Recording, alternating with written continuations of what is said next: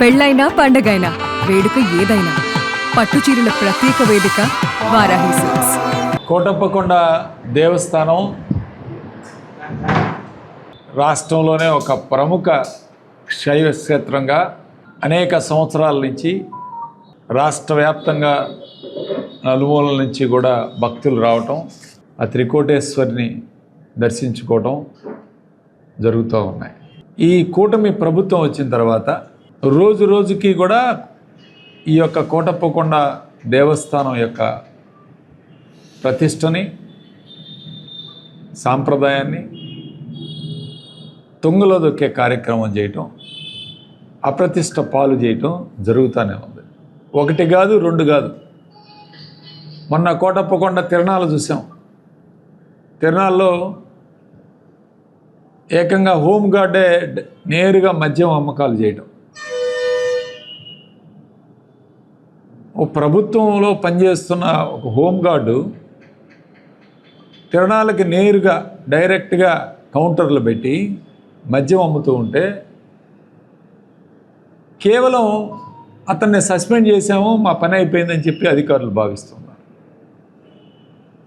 ఈరోజు అసలు కారకులు ఎవరు దీనికి?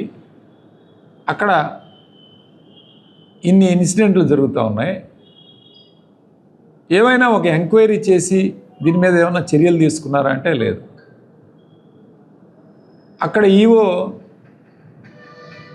3 పూజారులు పోస్టులు అమ్ముకున్నారు 45 లక్షల రూపాయలు అని చెప్పి గంటాపదంగా నర్సరావుపేటలో మారు మోగిపోతూ ఉంటే కనీసం ఒక ప్రశ్నించే ఇది కూడా ఎవరికి లేకపోవటం చాలా బాధాకరం. నేను గతంలో కూడా ప్రెస్ మీట్లో చెప్పాను ఇదే విషయం.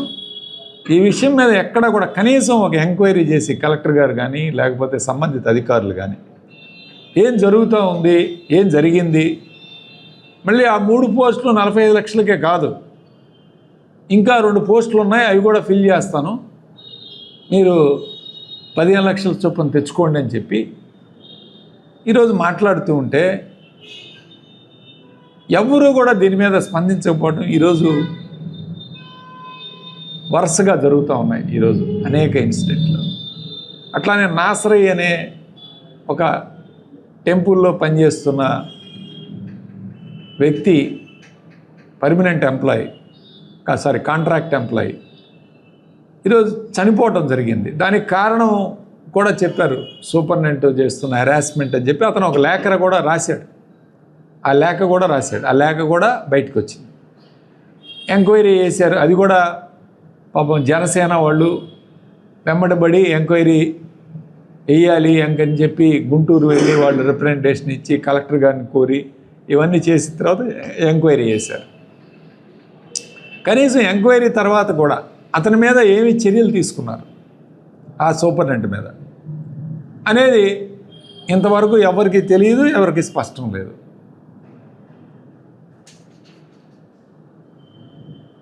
ఈరోజు నిన్న నైవేద్యం గురించి,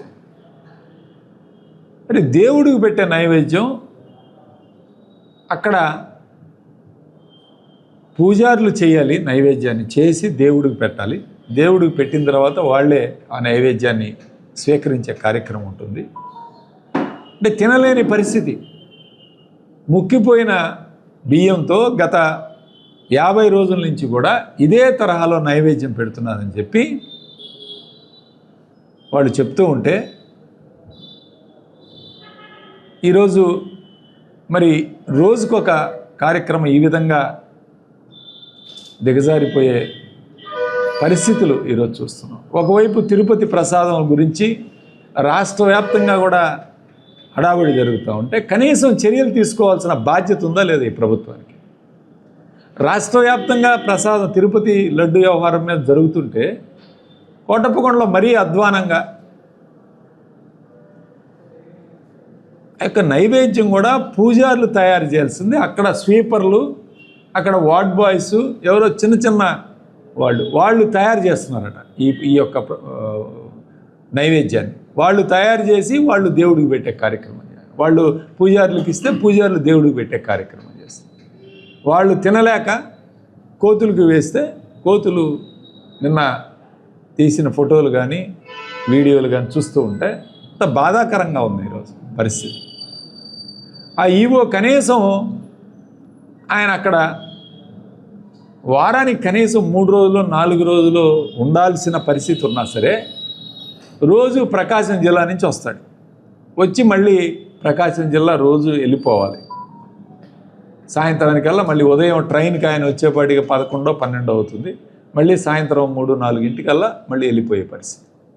ఇది పరిస్థితి. ఒక్క అధికారి రెస్పాన్సిబుల్ లేడు, ఎంప్లాయీ స్టాఫ్ లేరు. ఈయన తోడు మళ్ళీ సూపర్నెంట్, ఈవోనే ఎలా అనుకుంటే సూపర్నెంట్. ఇది పరిస్థితి. తిరునాళ్ళ ఎంత దరిద్రంగా చేశారని చెప్పి మేము ప్రెస్ మీట్లు పెట్టి మేము ఇబ్బంది ముందే చెప్పినా సరే ఎవరు కూడా దీని మీద స్పందించే కార్యక్రమం లేదు. మరి ఏం చేస్తున్నారు చంద్రబాబు నాయుడు? ఈ విధంగా జరుగుతూ ఉంటే దేవాలయాల్లో ఈరోజు కోటప్పకొండ దేవాలయం ఒకటే కాదు, తిరుపతి తర్వాత శ్రీకాళహస్తి అదే పరిస్థితి, శ్రీశైలం అదే పరిస్థితి. ఈరోజు మరి కోటప్పకొండలో ఇదే పరిస్థితి. ఈ విధంగా దేవాలయాలన్నిట్లో ఈ విధంగా అపచారాలు జరుగుతూ ఉంటే ఎవరికి నష్టం జరుగుతుంది? రాష్ట్ర ప్రజలకు నష్టం జరుగుతూ ఉంది. అసలే ఈ సంవత్సరం ఎక్కడ కూడా వర్షాలు తక్కువ ఉంటాయి, ఎండలు విపరీతంగా ఎలినో ఉందని చెప్పి ఎండలు మార్చిలోనే ఈ విధంగా ఉన్నాయి. కాబట్టి ఈ ప్రభుత్వం ఏమి చర్యలు తీసుకుంటాం? అదేంటంటే ప్రజాప్రతినిధి గారు ఈ యొక్క తిరునాళ్ళు అయిపోయిన తర్వాత ఈవోని ట్రాన్స్ఫర్ చేద్దాం అని చెప్పడం జరిగింది ఈ ఒకనొక సందర్భంలో. కానీ దాని మీద కూడా చర్యలు లేవు. మళ్ళీ అదే ఈవో కంటిన్యూ చేస్తున్నాడు తిరునాళ్ళు అయిపోయిన తర్వాత కూడా. ఆ ఈవోకి కనీసం భయం లేదు, భక్తి లేదు, ఏం చేస్తున్నాడో కనీసం అతనికి ఆ ఇంట్రెస్ట్ కూడా లేదు.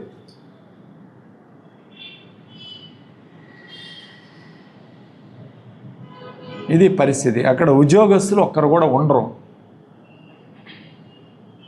కేవలం ఆ పూజారులు, గుడిలో ఉన్న పూజారులు ఏదైతే పూజలు ఆ యొక్క అభిషేకాలు చేసుకుంటూ వాళ్ళు నడిపించాలి తప్ప వేరే వాళ్ళు ఎవ్వరూ కూడా బాధ్యత తీసుకోరు, బాధ్యతగా అక్కడ ఉండరు.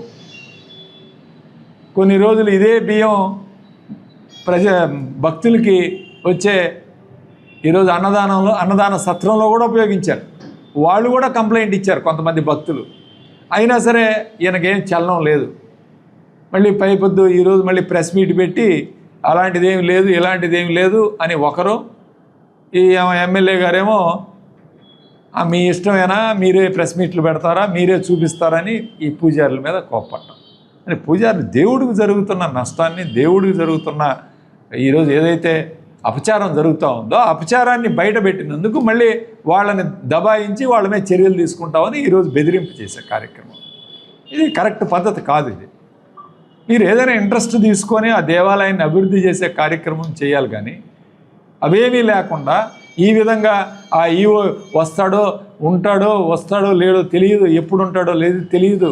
ఆ యొక్క ఈవో పూర్తిగా ఈరోజు దేవాలయానికి నష్టం జరుగుతూ ఉంటే మీరు చూస్తూ ఈరోజు ఇంతమంది ఊరుకునే కార్యక్రమం చేస్తున్నారంటే ఖచ్చితంగా దాని ప్రభావం ఈ ప్రాంతం మీద ఉంటుంది. త్రికోటేశ్వరుడి ప్రాంతానికి అంతా కూడా ఈరోజు ఆయన ఎక్కడా కూడా అవాంఛనీయ సంఘటనలు జరగకుండా ఆయన జాగ్రత్తగా ఈ ప్రాంతంలో రైతుల పట్ల పంటలు బాగా పండాలని కోరుకుంటాం ప్రతి ఒక్కరు. అలాంటి త్రికోటేశ్వరుడు కూడా ఈరోజు మీరు నష్టం చేసే కార్యక్రమం. మీరు ఎవరంటే భయం ఉంది, మీకు ఎవరంటే భక్తి ఉంది, అలాంటివి ఏమీ లేకుండా నాకు కావాల్సిన డబ్బులే. మళ్ళీ కోటప్పకొండలో సంవత్సరానికి 2 కోట్ల రూపాయలు తిరణాలకే వస్తున్నాయి. ఈ డబ్బులు ఏం చేస్తున్నారంటే ఒక్క సమాధానం లేదు. ఏదైనా ఒక అభివృద్ధి కార్యక్రమం చేస్తున్నారా అంటే బాత్రూములు కట్టడం తప్పితే ఈ ప్రభుత్వం వచ్చిన తర్వాత 2 సంవత్సరాల కాలంలో ఏమీ జరగలేదు. మరి ఏం చేస్తున్నారు డబ్బులు? ఆఖరికి జీతాలు ఇవ్వడానికి కూడా ఫిక్స్డ్ డిపాజిట్లు కూడా బయటికి తీశారు. ఫిక్స్డ్ డిపాజిట్లు అనేవి గత 30-40 సంవత్సరాల నుంచి దాదాపు 2 కోట్ల రూపాయలు ఫిక్స్డ్ డిపాజిట్ దేవుడి పేరు మీద ఉంటాయి.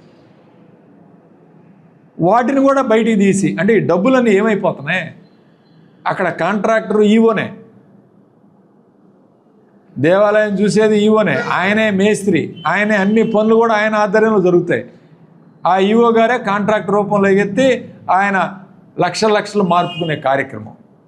ఎవడు ఆడిటింగ్ లేదు, అడిగేది లేదు, వాళ్ళు ఇష్టం వచ్చినట్టు ఈరోజు దేవాలయ డబ్బుల్ని దుర్వినియోగం చేసే కార్యక్రమం చేస్తూ ఉన్నారు. కాబట్టి తక్షణమే మేము కోరేది ఏంటంటే ఈ ప్రభుత్వానికి మీరు ఎంక్వైరీ చేయండి నిష్పక్షపాతంగా. ఎవరు తప్పు చేస్తే వాళ్ళని శిక్షించండి. అక్కడ పనిచేస్తున్న ఈవో కానీ సూపరింటెండెంట్ కానీ అక్కడ పనికిరారు. తక్షణమే వీళ్ళిద్దరిని ముందు తొలగించే కార్యక్రమం చేయాలి. అప్పుడే ఆ దేవాలయంలో ఏదైనా మేలు జరిగే కార్యక్రమం జరుగుతుంది ప్రతి ఒక్కరికి.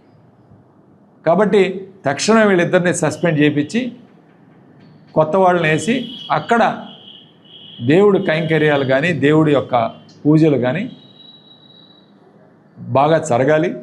ఎక్కడ కూడా అపచారాలు జరగకుండా చూసుకోవాలని చెప్పి వైఎస్ఆర్ కాంగ్రెస్ పార్టీ తరఫున మేము ఈరోజు డిమాండ్ చేస్తాం.